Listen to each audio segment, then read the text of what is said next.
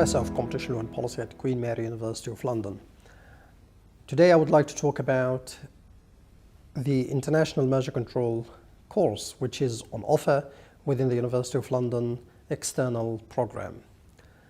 The course really is rather unique in terms of the fact that it deals with a particular business phenomenon, which is mergers between firms.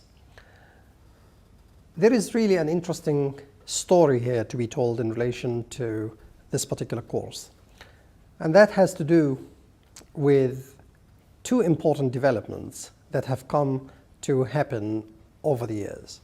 First, on the one hand, we've had this very interesting process of economic globalization. Many markets have become global, and so the business operations of many companies have correspondingly become global too. On the other hand, we've had the very important development revolving around the fact that an increasing number of countries have been introducing competition law and policy, which include having a provision for dealing with merger operations between firms.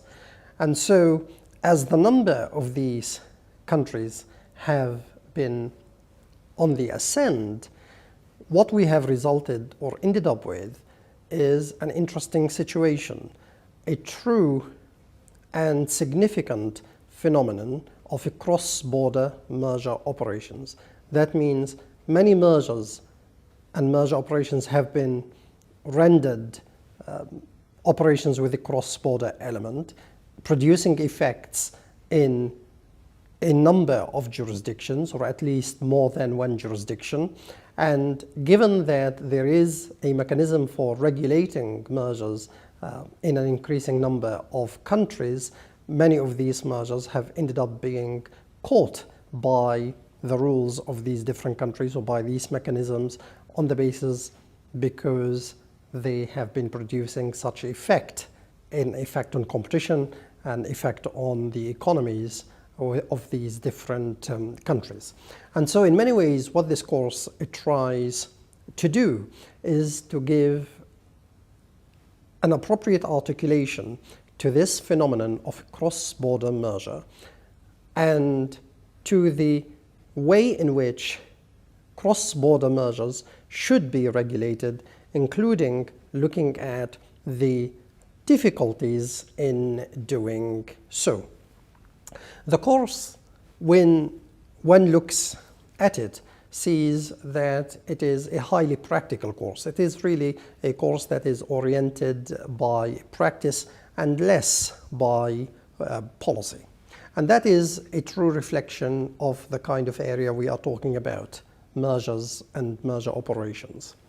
The course is made of 4 different sections. In section 1, there will be an introduction to the area of merger control. There will be an examination of, among other things, the meaning of the term or the word merger. There will be an examination of the different types of mergers that we have around. There will be an examination of crucial issues that underpin the whole question of regulation of these operations, ranging from the reasons why there ought to be proper control of merger operations to the kind of issues that ought to be taken into account when regulating merger operations between firms.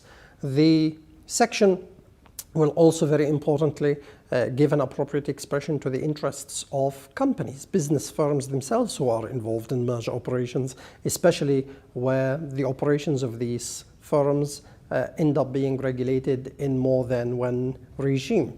The concerns of these companies are really legitimate in many ways, and so it's appropriate to give them an appropriate expression in the context of this particular course. So the first section, really, section A, is an important part of the course for the purposes of introducing participants to the course and to the issues that would follow. In section B, there will be an examination of a number of merger control regimes around the world. Essentially here, the idea is to look at the experience of a number of jurisdictions in relation to the area of merger control. Specifically, we will be looking at the EU merger control regime, the US merger control regime, and the EEA merger control regime. This discussion will be complemented by the discussion in the following section, Section C, which will look at another group of jurisdictions, including the UK, Germany, Canada, and Australia. Again, these regimes have been selected for a number of reasons, including the fact that they do offer us two very good case studies of how merger operations are regulated. What we will see discussed through the section and indeed section A as being the ex ante approach and the ex post approach to merger regulation. Finally, in section D, there is a consideration of a number of international issues in relation to merger operations, including a discussion of the different types of cooperation, as well as a discussion of the doctrine of extraterritoriality and its use in merger cases. There is also an appropriate discussion being given in that section to the role of international bodies and international organizations. And it should be noted that some of these bodies and organizations have been playing an important role in the area of merger control, most notably the International Competition Network, the ICN, that has been focusing on merger control ever since it was founded in 2001. I very much hope that you will enjoy studying this particular course.